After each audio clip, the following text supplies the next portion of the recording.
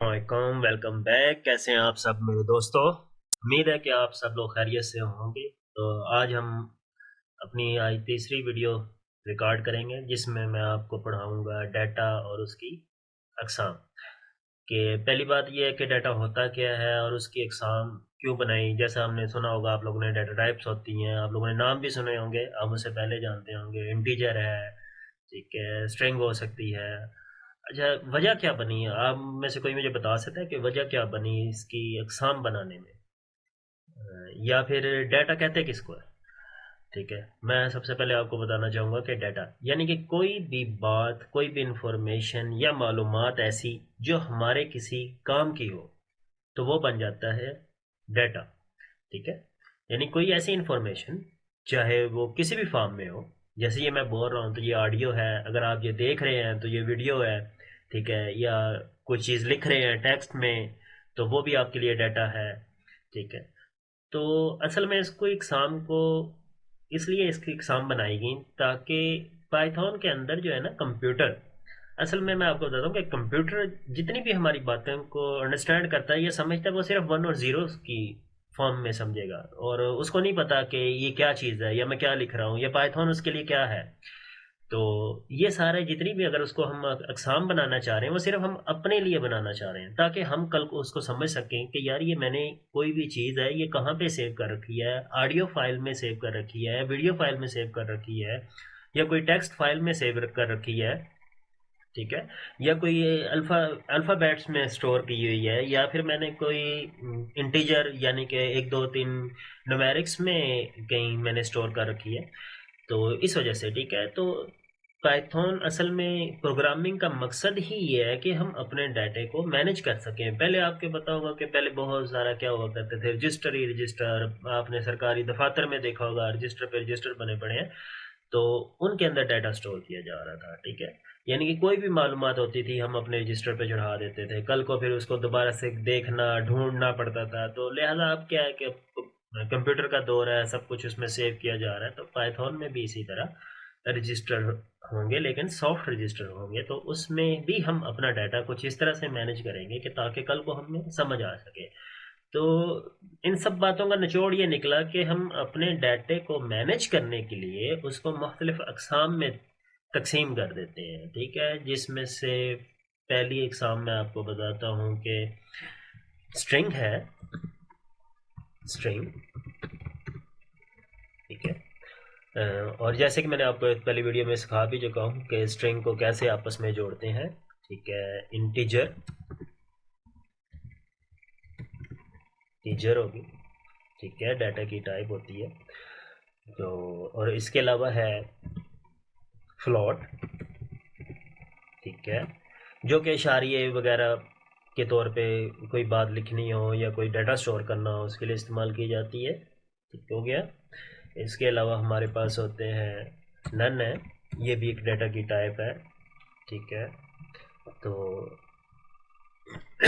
तो आपने सीखा कि हमारे पास बहुत सारी, इसके अलावा भी बहुत सारी टाइप्स हैं, जैसे कि कम्प्लेक्स आ जाती है जिसमें ये मैथमेटिक्स के लिए ज़्यादातर इस्तेमाल होती हैं, ये कम्प्लेक्स टाइप होती है डाटा की। ठीक है, तो ये हमारे काम के लिए ज़्यादातर हम इसको यूज़ भी नहीं करते, इसलिए मैं इसके ऊपर ज़्यादा तवज्जो भी नहीं दूंगा। तो स्ट्रिंग कोई भी हो सकती है। स्ट्रिंग ये नहीं है कि इसमें सिर्फ ए बी सी लिखी हुई हो, जैसे कि मैं आपको एक स्ट्रिंग बता रहा हूँ, फॉर एग्जाम्पल के तौर पे मैं आपको एक स्ट्रिंग लिख के दे रहा हूँ।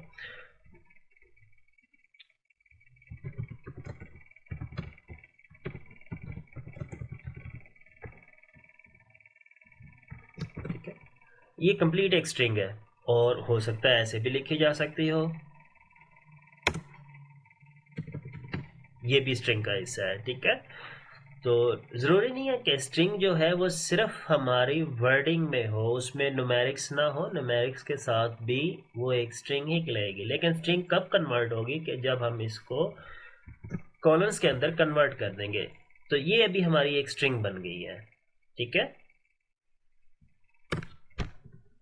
और जो इंटीजर टाइप है, इंटीजर, ठीक है, इसमें हम क्या कहते हैं कि कोई भी चीज़ जो कि हम इसको एज अ कंप्यूटर को बताना चाह रहे हैं कि एज अ नंबर है, तो उसको हम टाइप देते हैं इंटीजर।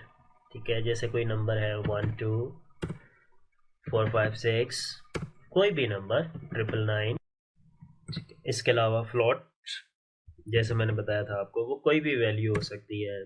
फॉर एग्जांपल के तौर पे 3.4156 5.09 या 8, ठीक है, ये फ्लॉट है हमारे पास। तो मैं आपको अभी इसका इस्तेमाल करके बताऊंगा कि ये क्यों ज़रूरी बनी और क्यों हमने इनको टैब्स का नाम क्यों दिया। तो सबसे पहले हमें इसको सब एक कमेंट कर लेते हैं, जो कि शॉर्टकट आपको मैं शॉर्टकट की बता चुका हूँ, कंट्रोल+// ठीक है। तो फर्स्ट, जैसे कि मैंने आपको बताया था कि किसी कोई भी चीज़ किसी में स्टोर करनी हो, जिस चीज़ में स्टोर करते हैं उसको वेरिएबल कहते हैं। कोई भी एक वेरिएबल या फिर num1 कर लेते हैं, num1 इज इक्वल टू, और हम अपना फंक्शन कॉल करेंगे इनपुट का, जो कि इसका बिल्ट इन फंक्शन है, वो मैं आपको पहले भी सिखा चुका हूँ, ठीक है। तो यहाँ पे हम उसको एक स्ट्रिंग देते हैं जो कि विजिबल होगी यूज़र को। Place input your first digit, ठीक है, और num2 is equal to input. इसमें भी हम स्ट्रिंग पास करेंगे, जैसे कि मैंने आपको बताया कि उसको यूज़र को पता चल सके कि वो क्या इनपुट कर रहा है। Please input your second digit, okay. तो अब इसके ऊपर हम एक अर्थमेटिक या मैथमेटिकल कोई ऑपरेशन कर लेते हैं, जैसे कि हम कोई प्लस कर लेते हैं या फिर कोई इसको ज़रब कर लेते हैं, ठीक है। एक रिज़ल्ट का एक वेरिएबल बनाएंगे हम, ठीक है, और उसमें हम num1 और num2 के एडिशन के रिज़ल्ट को स्टोर कर लेंगे, ठीक है, और इसको प्रिंट करके देख लेंगे। प्रिंट रिजल्ट, तो अभी हम इस फंक्शन को प्ले करके देख लेते हैं जो कि हमने राइट किया,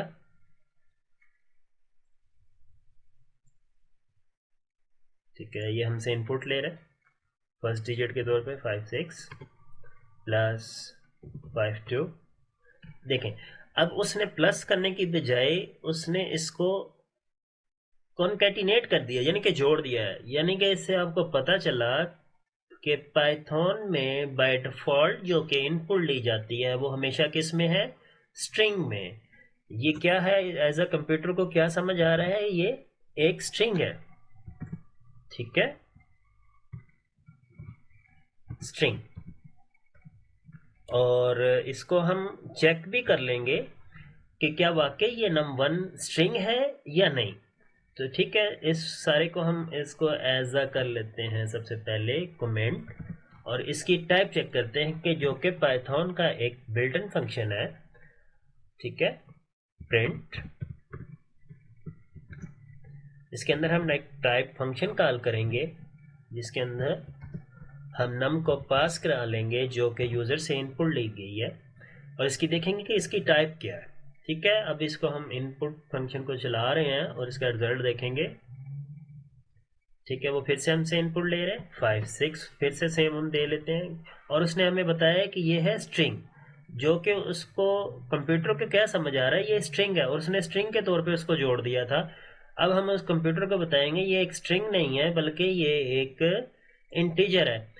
तो हम इसको ऐसा करेंगे कि सबसे पहले तो इसको हम अनकमेंट कर लेते हैं, और यहाँ पे एक और फंक्शन कॉल करते हैं जो कि कन्वर्जन के तौर पे करेगा, इसको इंटीजर में कन्वर्ट कर देगा इस इनपुट को, ठीक है। इन फंक्शन कॉल किया जा रहा है, ठीक है। अब हम इसके रिजल्ट को चेक करेंगे कि एक तो उसका रिजल्ट क्या है और उसकी टाइप क्या है, ठीक है। ये देखिएगा रिजल्ट, ज़रा मैं सेम इनपुट कर रहा हूँ, 5656। देखें अब उसने प्लस भी कर दिया और उसकी क्लास भी बता दी है कि ये इंटीजर है। ठीक है, तो बिल्कुल इसी तरह हम बाकी अपने फंक्शंस को भी यूज़ करेंगे और फ्लोट। इस तरह से हमने सीखा ये कि कंप्यूटर को जब तक हम नहीं बताते कि यूज़र क्या इनपुट करने जा रहा है तो वो उसको एज अ स्ट्रिंग ही लेता है। ठीक है, तो इसलिए हम सबसे पहले उसको बताएंगे कि वो एज अ उसके जो भी ले रहा है इनपुट उसको क्या कन्वर्ट करते पहले इंटीजर में। ठीक है, उसने दोनों नंबर्स को इंटीजर में कन्वर्ट किया और फिर बाद में हमें रिजल्ट पास किया जो कि उसने दोनों नंबर्स को ऐड भी कर दिया और फिर हमें टाइप भी बता दी। और अभी हम इसको चेक करेंगे फ्लोट टाइप करके। ठीक है, हम इसको कॉपी कर लेते हैं।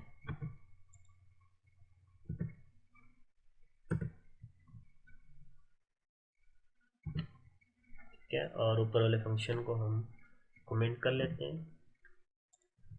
तो इंटीजर की जगह हम क्या कर रहे हैं, फ्लोट। ठीक है, फ्लोट। ठीक है, अभी हम ऐड करके देखेंगे।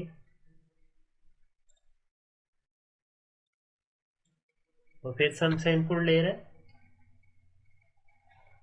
56.56 प्लस 56.56।